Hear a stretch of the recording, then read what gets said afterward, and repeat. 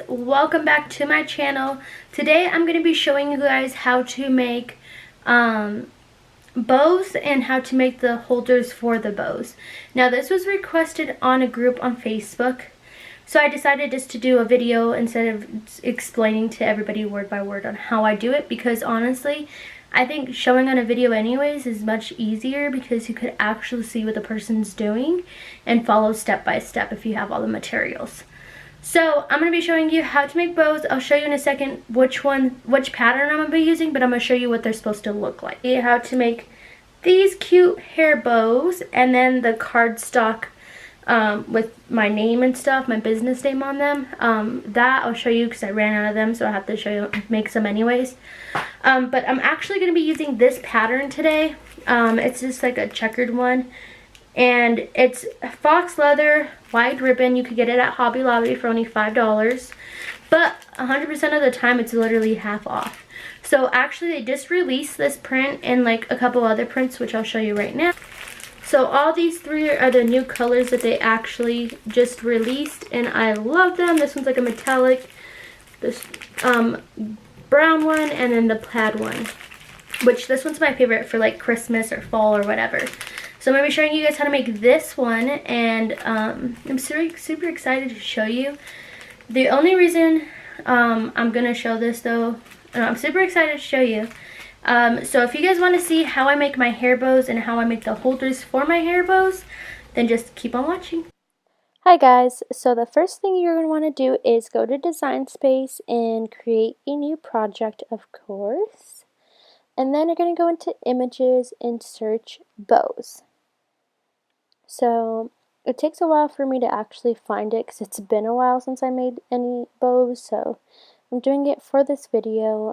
So what I'm doing is just kind of looking for them, and that's the one you're going to want to choose. And it's actually 99 cents if you don't have the subscription for Cricut, which I don't anymore, but I'm showing you right now for those who do have it. So the only pieces you're going to be needing is you're not going to need that piece. Everything I delete is what you don't need. And then me, as far as sizing goes, I kind of just size it to what I feel comfortable. You're going to want to make 2 of the ones that I'm sizing down right now. So you're just going to hit duplicate with those ones.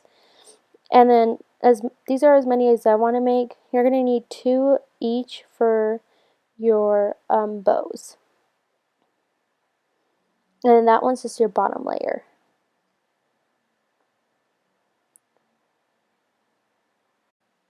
So when you actually want to make your bows, you just go to make it, and then you just place them however you want on your mat. I would just place them how much fabric you're using. But now I'm going to show you guys how to use them if you don't want to pay 99 cents or if you don't have a subscription. You're just going to look up bow templates. And then I put 3-layer bow templates. And I'm just going to choose the one that I like most, which is that one, and you just drag it to your desktop. I don't feel like paying that 99 cents. I know it's just $1, but I really don't feel like paying it. And then you're just going to drag it in, and you're going to crop it out, because this is going to be a cut image. So yeah, you're just going to put it in, erase everything that you don't want on there that you're not going to be wanting to cut. So for this, you're going to actually have to erase each layer, only because you want it to be one separate cutout. So what I'm doing is just erasing one of the fold ups, and then I'm going to keep the bow on, save that, and then the next one I'm going to erase the actual bow and then keep the fold up, if that makes any sense. So if that doesn't make sense, just keep on watching and see what I do. And then once you got it cut out, just make it to any size you want. I am just showing, if you don't know what sizes to do, just follow what I'm doing on mine. I honestly don't, I always do different sizes.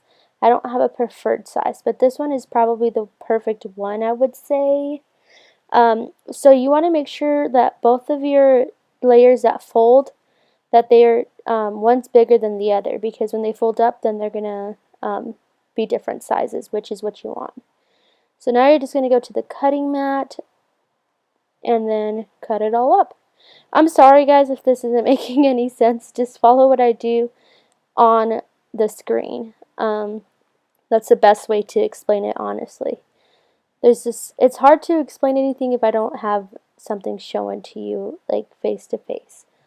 So yeah, just place it what you want on the mat is what I'm doing. And honestly, like, one time I did it way big of a size because I was like, wow, that looks really tiny, and it was way too big in person. So the smaller the size is actually kind of better. Then you're going to want to make sure that you have your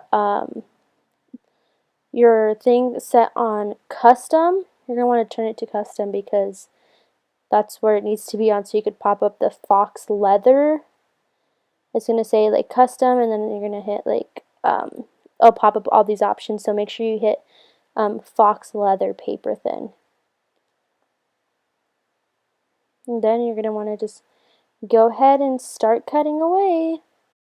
So what I do is I just cut the amount of size I want because you're going to have so much extra fabric left. So I just cut as much as I think I might need.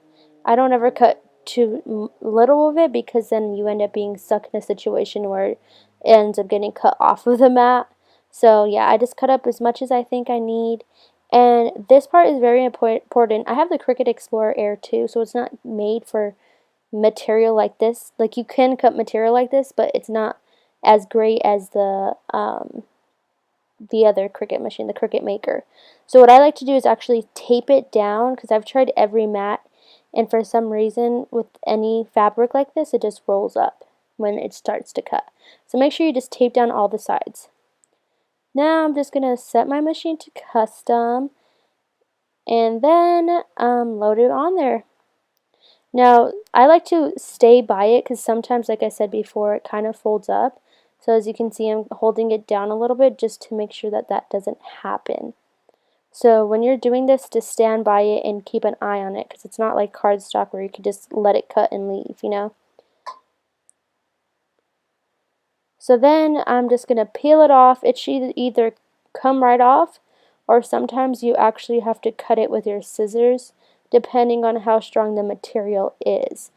With this fox leather, it just came right off, but usually I have problems with it not coming off, and I have to individually cut the other parts that the Cricut machine was not able to cut. So now with the extra material, I'm actually cutting my own middle pieces, because sometimes I like them really thin, sometimes I like them thick, and I just find it easier just to cut it myself, because then I could see what sizing I like better for which bow.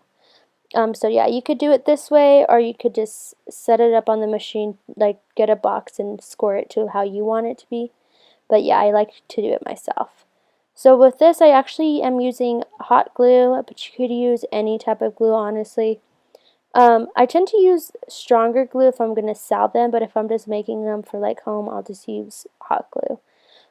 So what I'm doing is gluing the middle of the two bows, and you're going to actually fold each end to meet in the middle, and you're going to hold it down as long as you can. So what I'm doing is I've already started off with a smaller piece, and now I'm folding the bigger piece, and you'll see why this part is important for them to not be exactly the same, so you could see the difference of the layers in it. Now that is your base of your bow. I'm just gluing it in the middle so I could put the bows on top of each other. And just press it down nice and firmly. And you're just going to want to repeat this step with the second one as well.